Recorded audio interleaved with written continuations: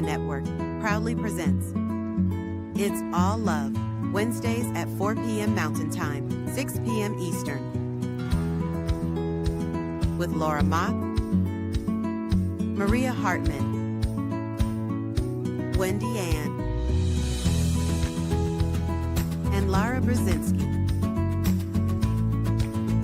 It's All Love, a space where we open into the heart, tap into the soul's deep wisdom, and enter into the energy of love, truth, presence, and joy. It's All Love, Wednesdays at 4 p.m. Mountain Time, 6 p.m. Eastern. Hello, everybody. Hi. Welcome to It's All Love, a sacred community where we open our hearts, align to the vibration of love, heart to heart, soul to soul. We meet everybody here tonight. I'm Maria. Joining me today are Wendy down below and Laura. Hi. Okay, great. At the beginning of every session or of every podcast, we start with a short meditation where we tap into our hearts, where we bring all of our energy into our centers so that we can be present and aligned with our own spirits and with Source. And so we invite you to join us during the meditation if you would like. Wendy, tonight you're going to lead the meditation for us, correct? I will. All right. So welcome, and just feel yourself arriving in this moment. And maybe even before you close your eyes, take a look around you and notice where you are. Notice the room you might be in. If there's a window, notice what the weather is outside. And just feel yourself situated in this place and in this moment.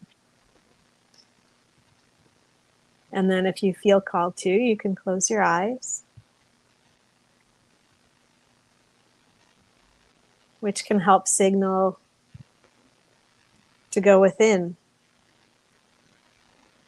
Even with our eyes closed, we can trust that everything that was around us, everything that we saw, everything that we noticed is still there. We don't have to see it to know that our surroundings are still the same.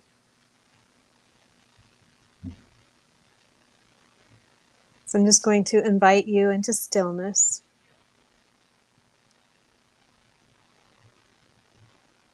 Allow your body to soften into the support beneath you.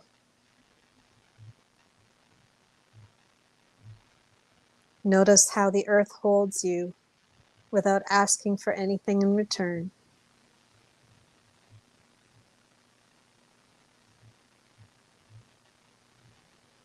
Bring your attention to your breath.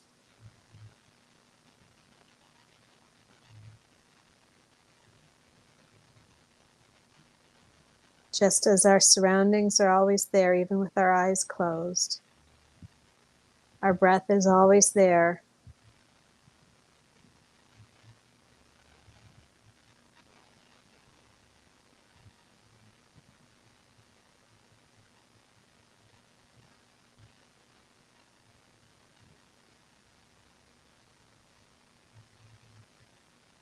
I don't ask that you change it, just notice it.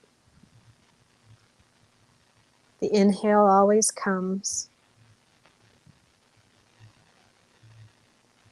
The exhale always follows.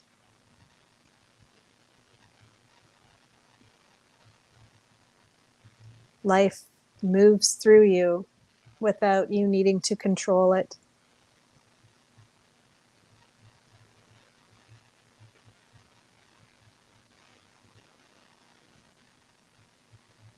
And to help you arrive in this moment, you can gently tell yourself, I can trust this breath.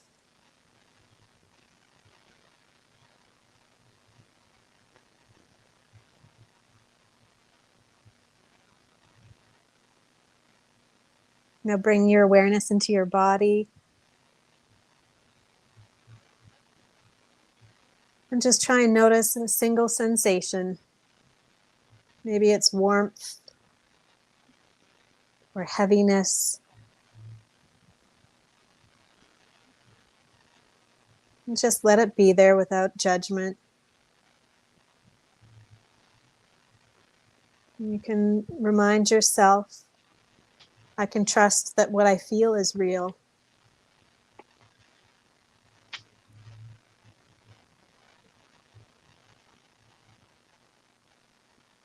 Trusting this moment and trusting this feeling, trusting the breath, and nothing more is required of you.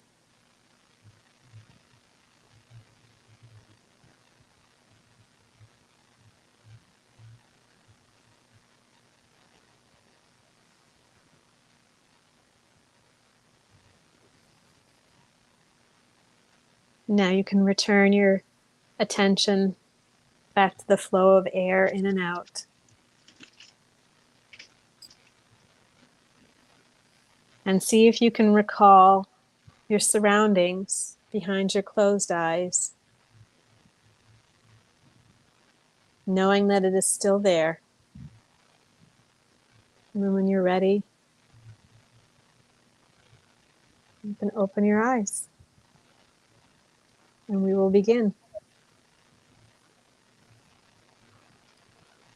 Thank you, Wendy. That was beautiful. I particularly loved when you said you can trust this breath. You can trust this breath. So really quickly before we dive into our topics, we want to say that hi to Laura, the other Laura, without you. I will say that every time. She is out of town this week, so you've got the three of us again. And we invite you to join us, to interact with us.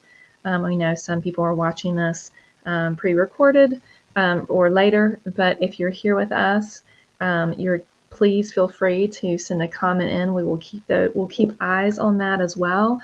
A question. You can give us a whole new topic. You also can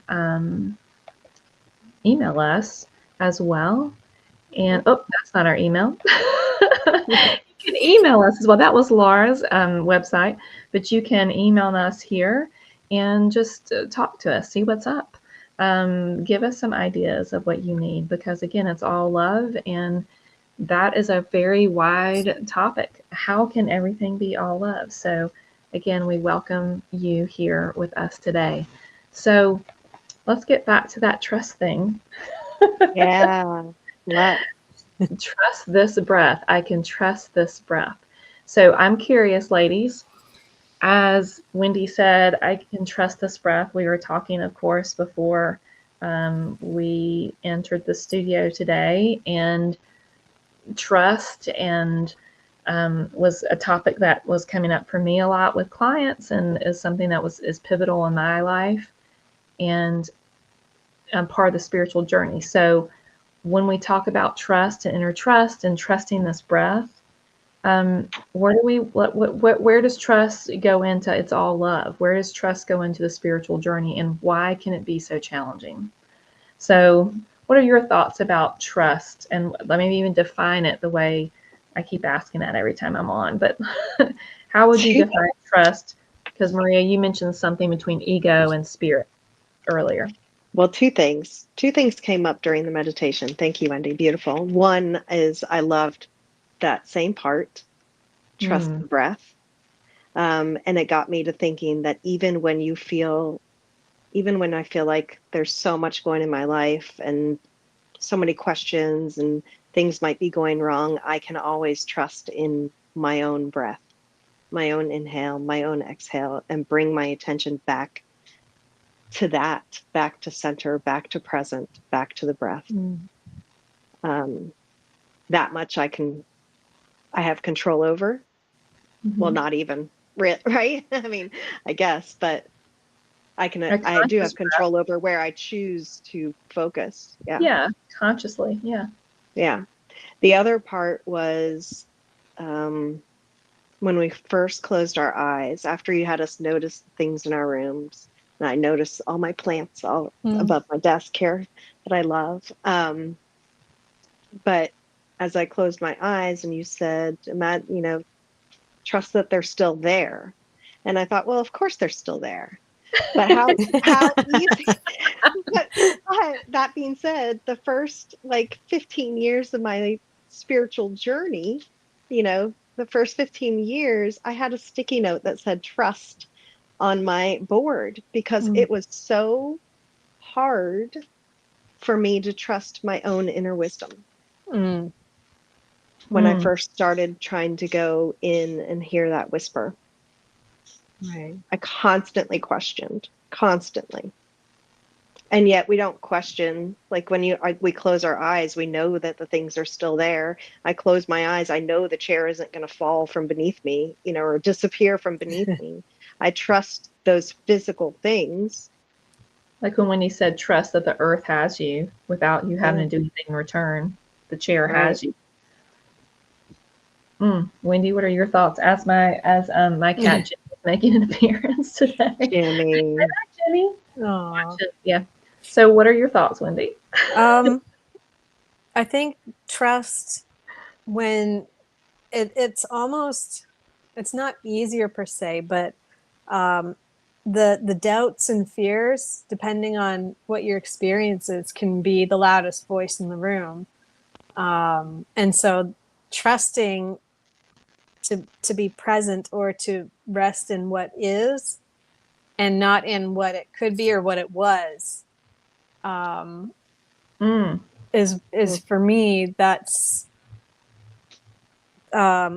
how you can be moment to moment. Um, and don't know why that's always so hard, but that's, and it's not a state to strive for. I think that's the other thing is, just like anything else, trust can be a balance point because we are in this world that swings.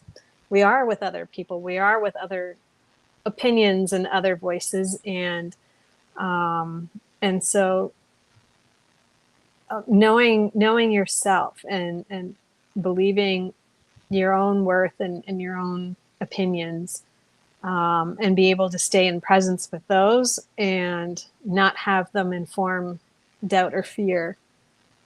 You can swing out and kind of come back again. I think that's where the trust comes in, is when whatever's on the outside, of course we're going to notice it, of course we're going to listen to it, but can you come back to that center of your own self at the end? And that's where the trust comes into play, perhaps. so, when you said, I like what you said a lot about like what it's letting go of what I don't think you said letting go. How did you letting go? But a version of letting go of what could be or what was or Right. what it was. To me, those are forms of anxiety, Mm-hmm. right? The root of anxiety is like what in PTSD, what happened before, I'm scared Right. it's going to happen again. And if I had made this decision, what could have happened? Like, it's all of that. Right. I thought, but I don't think you said letting go. I think you said something other than letting it go. What did you? Well, I'd have to listen back I know. because I'm in the You're on a moment. roll. You're I'm on in a the roll. moment, and that was in the past. So, Yeah, that's true. That moment has um, passed. yeah, I don't know. There's just this willingness to. You have to be willing to Mhm. trust yourself. Hmm. Well, let me play the devil's advocate then. What happens?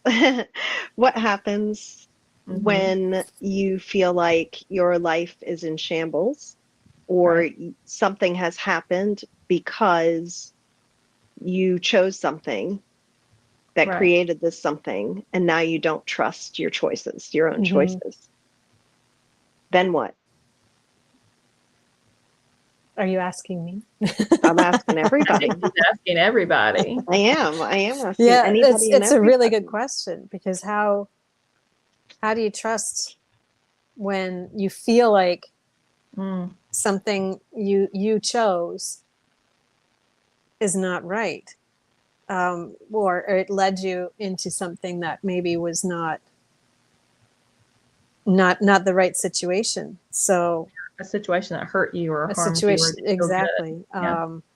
So then so then your inner story is, I can't trust myself. Mm-hmm. And you don't feel like, and maybe that's when you start casting out to outside sources as being the ones that have all the wisdom. Mm-hmm. Right. So if you have put yourself in a situation like that, and you feel like you can't trust yourself, but maybe the first step is, can you trust yourself to not do that again? If you are aware that this was not right for you, then maybe you can trust yourself to not do that again if the situation comes up. Or instead of thinking of trust as like this state that is finished and done, like, okay, okay, I have trust now and I'm done. You could think of it as, I'm not perfect, but maybe I will never fail myself again. Because we can't change what happened, but maybe we can trust ourselves enough to be willing to be with whatever comes next. Yeah.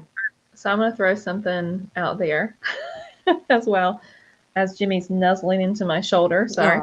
Um, and this is, so with great humility, I say, the situation that we find ourselves in, the moment we allow ourselves to get out of victim mentality. I know people talk about victim consciousness a lot. Not, which is a fine line, right? There's a discerning line between, I acknowledge that this has happened to me and that some of my choices when we're children, however, I'm going to say that differently, but as an adult, of course, the child trauma can lead over into adult trauma, but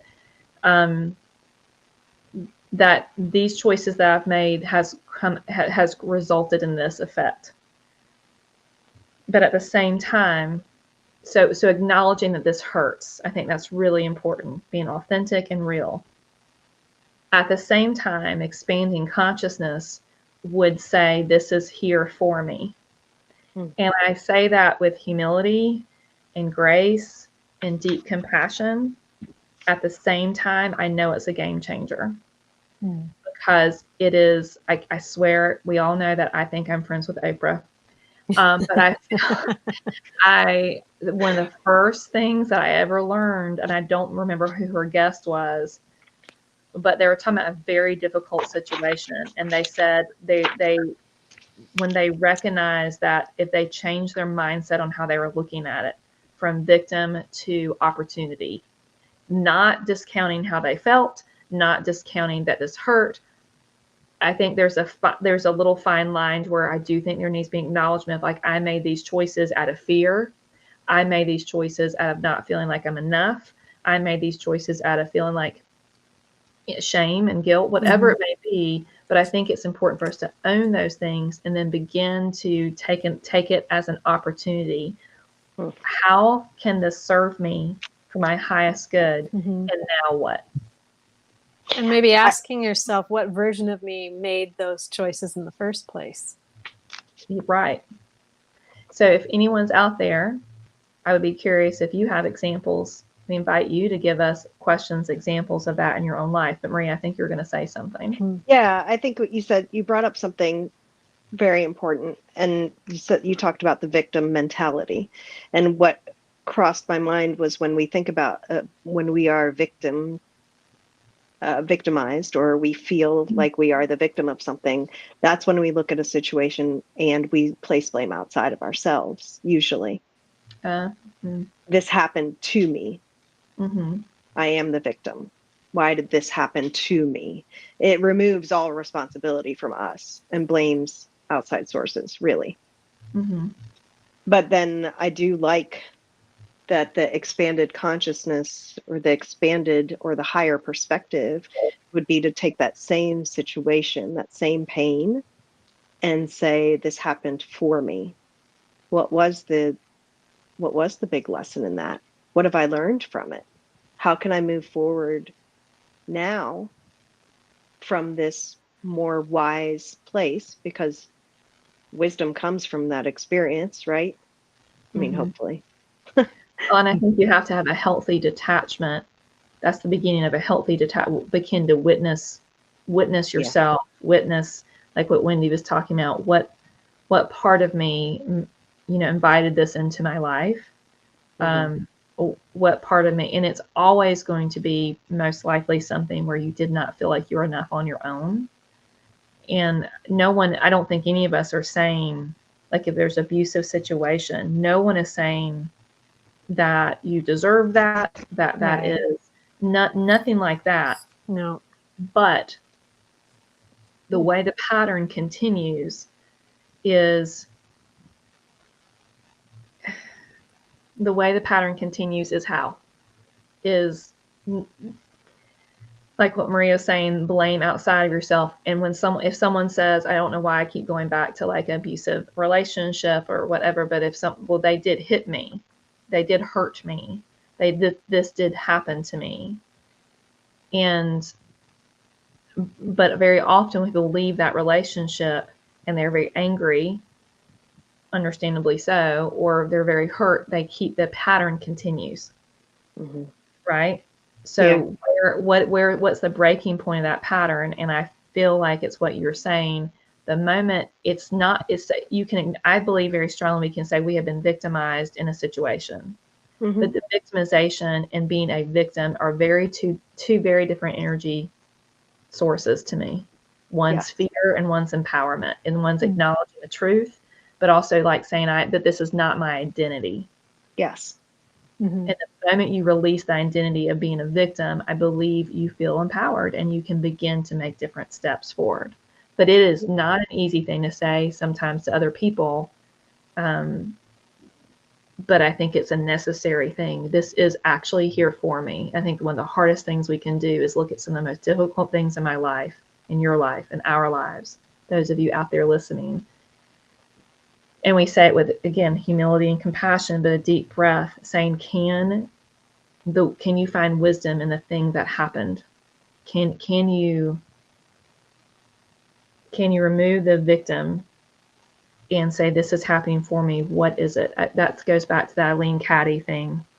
If you can find the spark in the dark. Eileen Caddy was this beautiful lady that lived in Scotland a long time ago. She Finhorn. If anyone knows who Finhorn is, I believe in Scotland. I think that's right.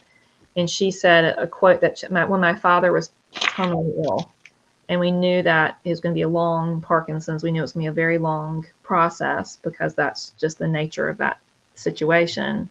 I was in a very, very dark place. I had a miscarriage around that same time. I had a little boy. Like I just had a lot going on. It was becoming quite depressive. And I was very close to my father. And I found Eileen Caddy's quote, and she said, "Can you find the spark in the dark?" And to me, if I take that in modern terms, can you find the gift in this difficult situation? And then the quote went on to say something to the effect of, and then focus on that. She wasn't talking about spiritually bypassing. She was saying, acknowledge how you feel. Right. And then to find empowerment, find the spark in the dark and focus on the spark, and watch the spark grow and grow and grow very authentically until it takes over the dark and you can't believe you missed it the whole time. Mm. So I remember when my father was dying, the long, slow process, I framed that quote. I know my cat. I framed the quote. We're all real. We have real families and real animals. Yeah. And I framed that quote, and I remember I had just kind of begun a spiritual journey at that point, an awakening journey, a consciousness journey, a little around that time, partly because of his illness and that miscarriage. And I remember thinking, if I can live this truth, I can do anything, because this is the hardest thing in my life that may ever happen. And if I can do it here, I can do it anywhere. And I was determined to live that truth. Mm-hmm. It's interesting. We were just, I don't feel like this is off topic, but as you were speaking, might be, as you were speaking, what I thought about was a previous conversation when we were talking about, you know, stuff is going on around you and people are telling you just show gratitude, be grateful. Yeah. Yeah. But that's kind of the same idea, right? Right. Yes, all this stuff is going on around me. I mean, you had real pains Yeah. happen I cried a in lot. your life. Mm, Yeah. I But did. asking you to look for the spark in that darkness, in that hour when it felt really dark for multiple reasons.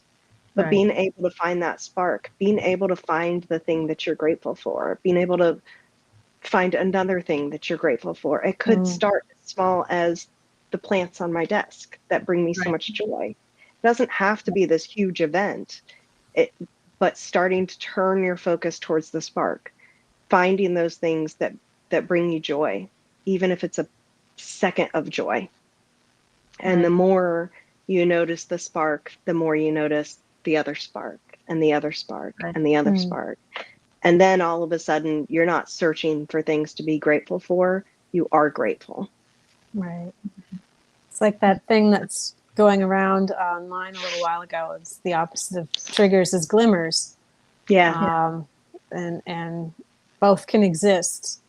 And both Right. do exist in all of our lives at the same time. And we don't even though we might want to cast away the traumas that happened to us, you wouldn't be the version of you that can see things the way you see them Mm. without it, no matter how, and not excusing, terrible trauma to anybody. But that that thing that happened doesn't change the person that I am that can look outside. I went on a walk today and I saw a Luna moth Ooh. on the sidewalk, and of course I stopped and took a picture of it. But I think it had probably been attacked by a bird or hit by a car or something, so it had passed away. But still, it was beautiful, even in Mm-hmm. its state. That color of green, that shade of green is hardly seen anywhere else in nature. So of course I stopped Mm-hmm. and looked at it, and the version of me, any version of me, is going to notice that. And no matter what the story is, doesn't change that shade of green on the sidewalk. Mm. Yeah. That's deep, Wendy. I Look at that. why don't Glimmer. why don't we pause there for a moment Oh, and right. have our little commercial, and we'll come back and maybe we'll finish. I'll finish the story a little bit on how that happened for me if we want to. And then we can go into how all this is connected to, because there is a big connection to inner trust Mm, and mindset and in finding that balance of not spiritually bypassing at the same time, knowing that you really do have the power inside of you to shift your perception, which will shift your reality. Hmm. I really believe mm, this. So we're going to shoot can't back wait. to the commercial, and then we'll be back in a little bit. What I can say is, wow, there are so many New Thought celebrities in the room. I am telling you, this is a real family reunion. And if you've never been, believe me when I tell you, you are part of the family. You want to come, you want to learn, you want to be hugged on, you want to be loved on. This is the place to be. So it's a lot of fun. It's like a family reunion. We get together, we laugh and we cry and we're together and we deepen, and it's a lot of fun. When I think about all the retreats I've been to, all of the summers I've spent going to many places to get spiritual food, nothing really quite does it the way Anton does. There's a family sense here. You come here and you're surrounded by loved ones. It's very much like to see you at the Anton Retreat 2025. There are lots of wonderful surprises.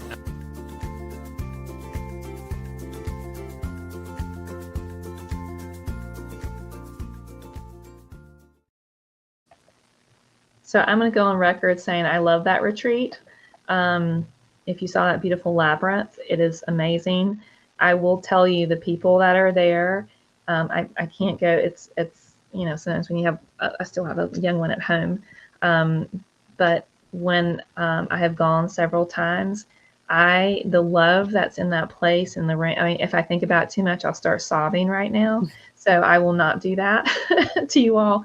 But it is a beautiful, loving place to be, and everyone is welcome and loved there. So I love that retreat. It's in Kansas City at Unity Village. It's a really cool place. It's a very soulful place. So that's my ad for that as well, only because I just sincerely and authentically have really enjoyed the people and the family that's there. So one day I'll get back.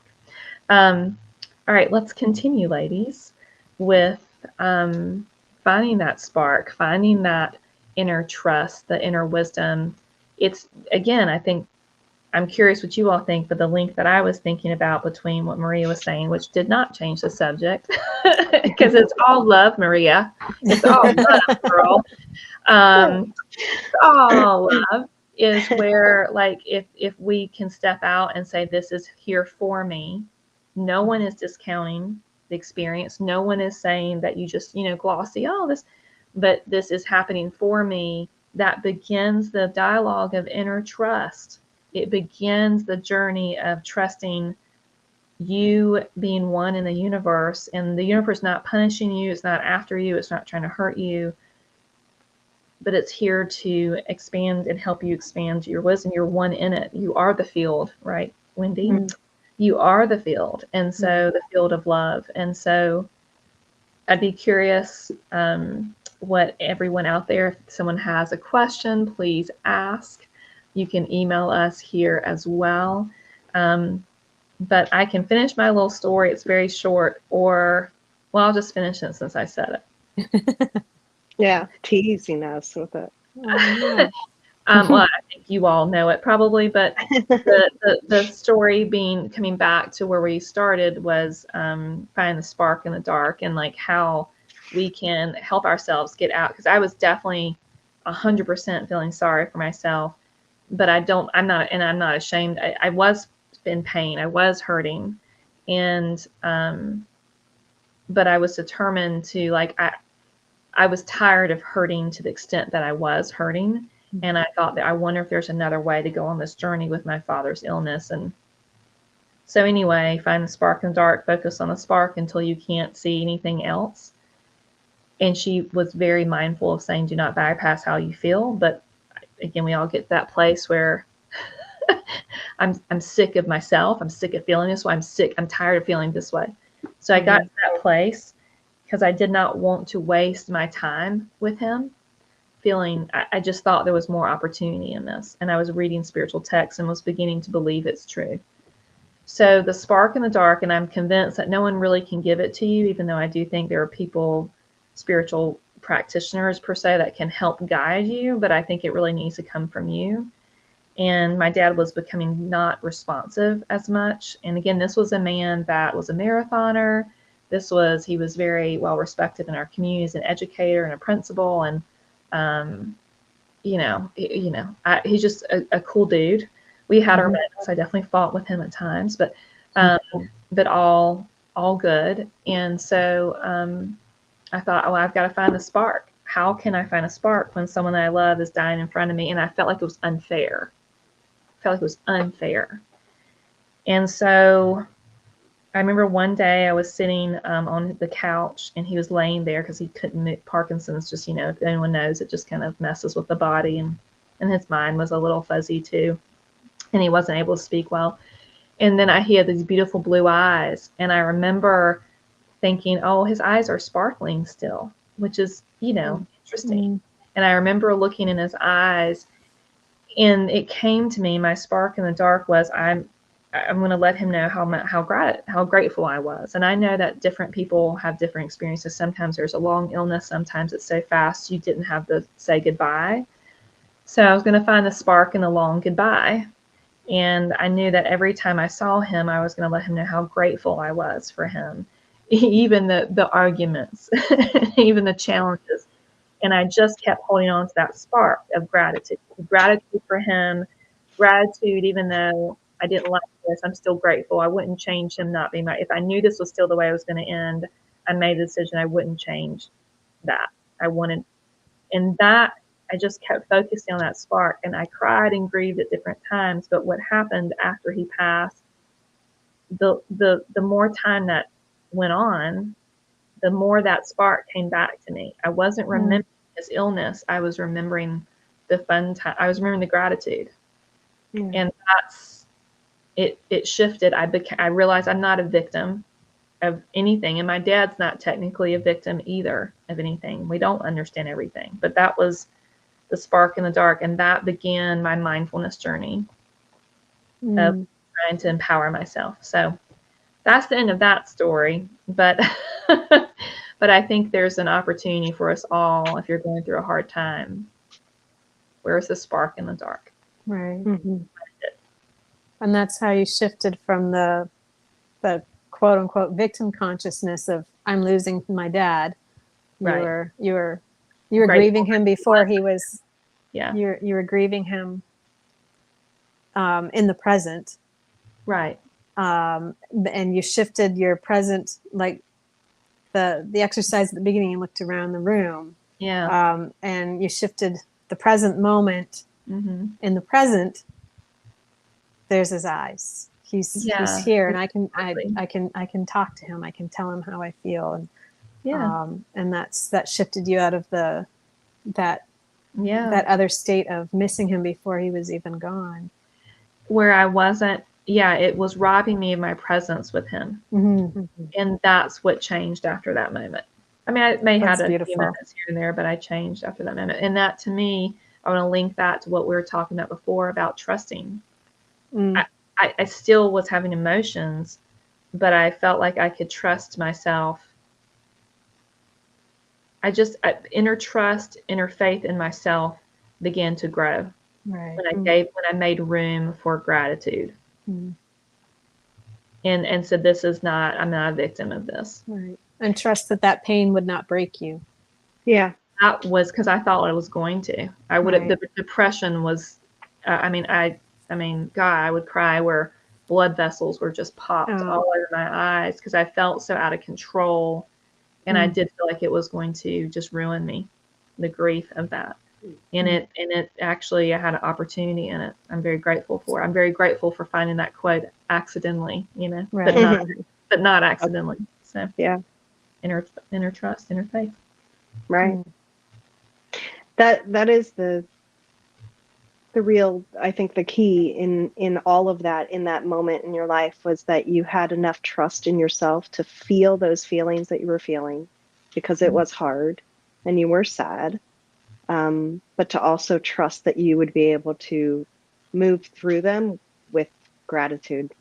Yeah. For everything, from what was before, from what you still had in that moment with your dad, and then gratitude after for all of it. Yeah, that's what's lasted.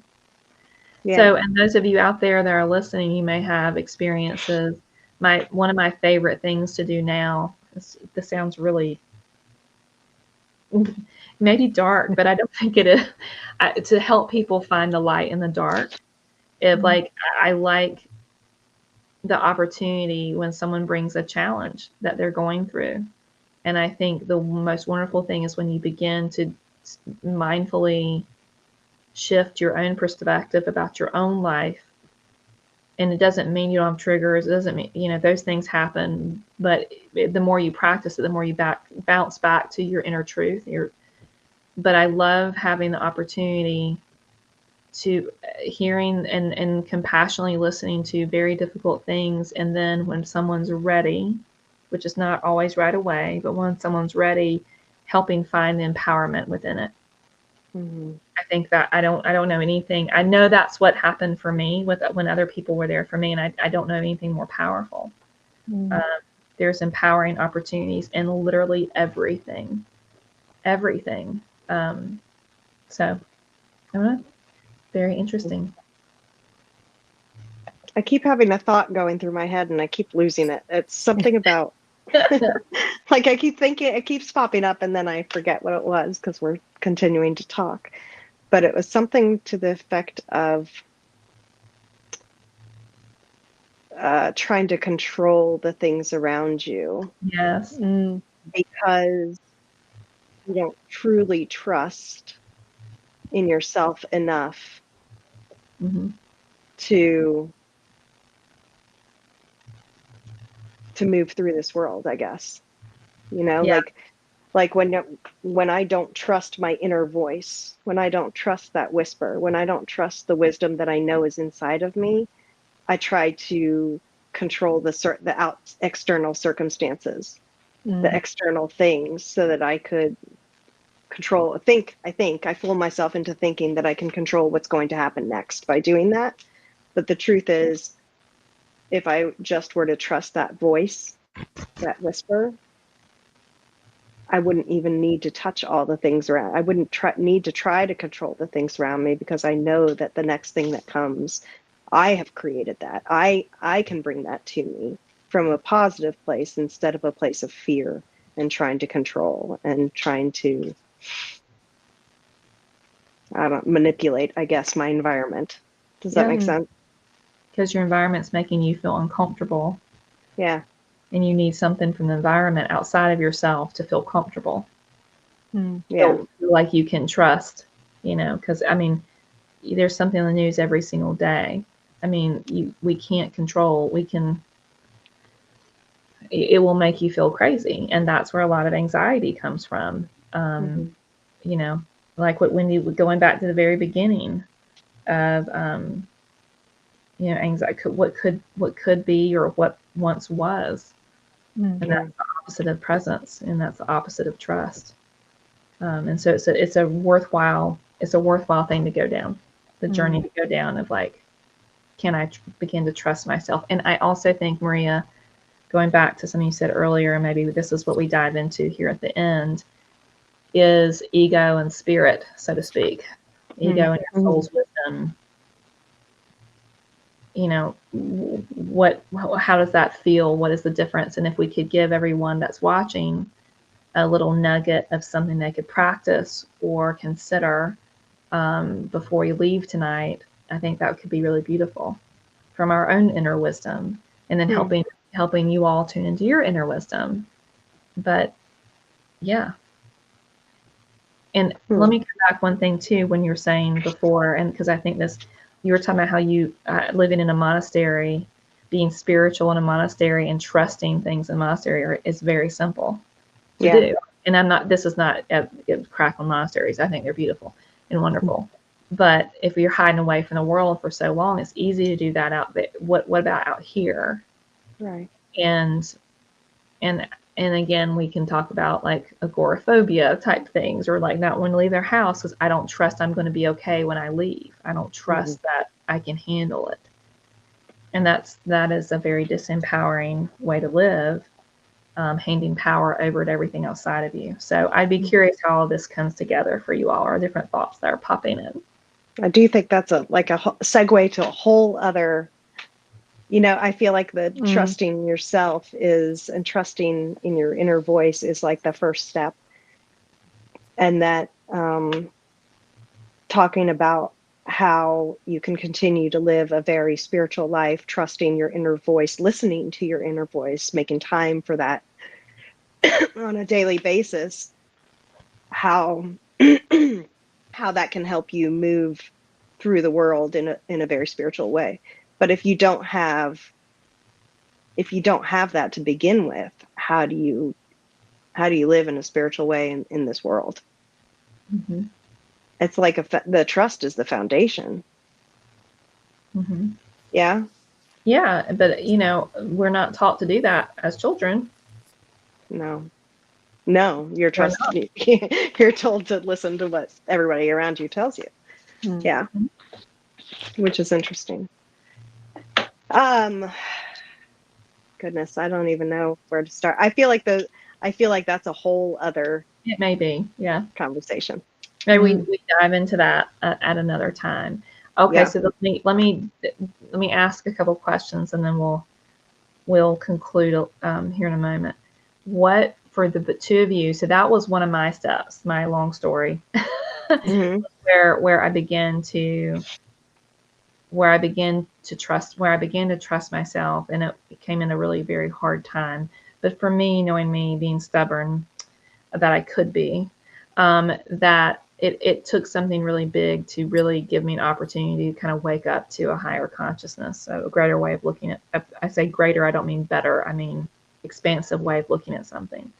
So I'm be curious if there's what was a pivotal moment for the two of you, or some advice that you were given, or an aha that you may have had, because we all can sit here today and we all can acknowledge we've been there of not trusting ourselves. And again, some of you that are out there listening, I would be curious. You can email us about your experiences as well. What were your ahas? What helped you trust and know what your inner voice even sounds like or feels like? Where do you have any pivotal moments or ahas or advice that, or a book that you read, or a quote, or just, I don't know, where did that start for the two of you? The glimpses of that. For me, I think the first half of once I started on the more spiritual path, I mean, I was always religious, but more spiritual. Once I started that, I think for me, the first half of it, it was a lot of asking for validation from other people who I thought had the answers The and were answers, yeah. very, very in tune with their spirit and can connect with mine and help me along that way. So I would get something and I would ask for validation. And I think there's a place for that. I do, until you feel more confident in what you're receiving and what you're hearing, what you're feeling. But I think that truly I started trusting myself when I probably in the latter half of this journey, like the last 10 years of my life, I've started trusting myself more the more I've started seeing and really believing in my own worth. It's really hard to trust when you don't see your own worth. Everything goes back to that, doesn't it? Yeah, it does. Yeah. There it is. Single thing. When you know that you're worthy of trusting yourself, when you know that you're worthy of making mistakes, when you know that you're worthy to feel, when you know you're worthy of all of it, yeah, it shifts everything. Yeah. Wendy Ann, I'm curious what you're thinking. So many things. For me, the trust started because my experiences growing up was I received a lot of criticism, a lot of disconnection with people, with with friend groups, or with just it was really challenging, and so I became fiercely independent.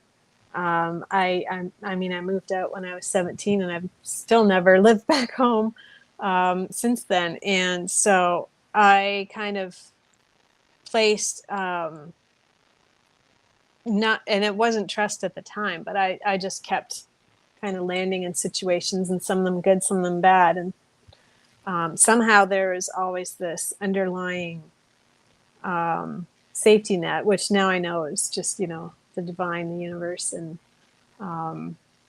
then just my will of wanting to always just keep going forward. But when I started making a shift, and when things started to really feel like truth instead of everything was happening to me, was when I started seeking community. And for me, it was really hard with people. So I would go out in nature, and I started getting a lot of signs. So I was going through divorce. I was living in North Carolina, originally from Canada. And everywhere I would walk, I would see feathers, just all the time, feathers and feathers and feathers. And one day I was sitting and I was sifting a bunch of rocks in my hand, and I didn't know what I was supposed to do. Was I supposed to go back to Canada, or wasn't sure if I could move with my children or do I stay in North Carolina. And I opened my hand and there was a stone there, and it was in the shape of the state of North Carolina. And I was just, I looked around, and of course there's nobody there, but even just recognizing that, because of the kind of child I was, and the things that I loved as a child, was being outside and noticing a meadow and just watching, I was a very small child, and I would just sit in the backyard at the bird feeder and pretend I was in one of those nature shows, studying them, and David Attenborough's voice is in the head. And so creating community, I didn't realize at the time, but I was creating community with nature, and nature was talking back to me. And as I began to trust those signs and following them, I started to realize that those signs were actually mine. It wasn't some random thing. Because of who I am, I'm a person who connects with nature. So of course, nature was going to speak to me, and learning to trust that, and learning to trust those voices, and then working my way up towards saying those kinds of things out loud to people and see where they land. And some people, you tell stories about a rock shaped like North Carolina, and they're going to look at you a little funny. Other people might lean in and be like, or be like curious about it. And that's how you find your people. That's how you create the community. It's trial and error, but try. Trusting your authentic voice. Trusting your authentic voice. Because if I kept pretending to fit in with everybody else by not talking about the rocks, then I wouldn't be sitting here with the two of you in this space, because I'd be, I don't know, off playing bunco or something somewhere, or I don't know. I don't know where I'd be. I wouldn't be this version of me if I wasn't listening to those things that were calling to me. Well, and what a beautiful testament to your gift that we see in you very, very clearly, and I know you see it in yourself too now, is that it's your gift of presence. Because how many people would have sifted those rocks in their hands and threw them to the ground without looking at them? Yeah, but honestly, maybe me. But that is it's one of your most beautiful qualities, is you are so present, and you notice, because you're present, you notice things. You notice those signs. I know I've heard this on other podcasts, or I don't even know where, but the universe is constantly giving you signs. God is constantly giving you signs. It's when are you present enough to notice them? Right. And I think that goes back and to then that. trust. Right. Well, I was going that to say, it wasn't mine. Trust that they're going to come through you as you. For some people, that Yes. could be a song on the radio. For other people, Yeah. it could be you open a newspaper and an article jumps out, or it could be a social media post or something. But however, it's going to come to you as you, through your language. It's the shift of looking at it from the lens of the universe is for me. And this is for me. And pay attention, because the more you pay attention, the more you focus on the sparks, the more and more and more it's like she was saying, it's right in front of your face. Yeah, it is, but just giving yourself permission. So thank you, everybody. What a lovely conversation today, and thank you for your patience. I'm getting over a cold, and so I can feel it and hear it in my voice. But this is beautiful, and I think again the message is being willing to take a step that you're worthy to begin to trust yourself. I think that's mostly the theme. So thank you all. Just really quickly as we close, Miss Laura, this is how the other Laura, how you can reach her. She has a beautiful coaching practice, and her focus is radiant joy. It is exactly who she is. We all have that. We believe in love and presence and truth and joy as frequencies, and something that does dwell inside of each of us. And so we all are here to support one another and to support other people on the journey of rediscovering their wholeness. And so Laura does this with her coaching. We are part of Vistara School. It's a Vistara Inner Wisdom School. I just we decided not to write that all out on a very long website address. So it's Vistara School, but it's an inner wisdom school, and we're this community that is a community. We're here to support people on that journey of remembering that their wisdom dwells within them. And, when Maria was talking earlier about, sometimes it does start with other people acknowledging you. The thing that I would encourage everyone is when you're looking for that, look and make sure the people that you're reaching out to see you as an equal, see you that you are whole, and that it is inside of you always, and that will empower you and will not let you give your power over to them, but encourages you to discover and rediscover your own. So we would love to see you here next time. We are always here. What is today? Wednesday. Over here on the East Coast, it's 6 o'clock. And then over where Laura is in Colorado, Mountain Time, it's 4 p.m. Mountain Time. And again, reach out. Let us know how we can serve this community. And it is such an honor to be with you, however you're with us tonight. So thank you all, and we will see you very soon next time, unless anyone has anything else.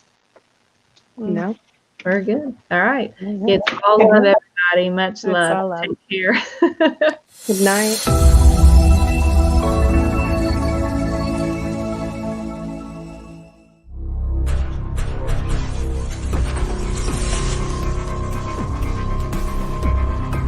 Please help us say thank you to our organizational sponsors, including the Hefferland Foundation, Affiliated New Thought Network, International New Thought Alliance, Science of Mind Archives and Library Foundation, Center for Spiritual Living Denver, Center for Spiritual Living Midtown, New Thought Philadelphia, Planned Happiness Institute, Summit Center for Spiritual Living, One Heart Retreats, Center for Spiritual Living on the Lake, Unity Kitchener, Unity Spiritual Center Ottawa, Om Center for Spiritual Living, Satya Center, Begin Within Ministries, Center for Spiritual Living North Jersey, Unity of Savannah, and the Center for Spiritual Living Seattle,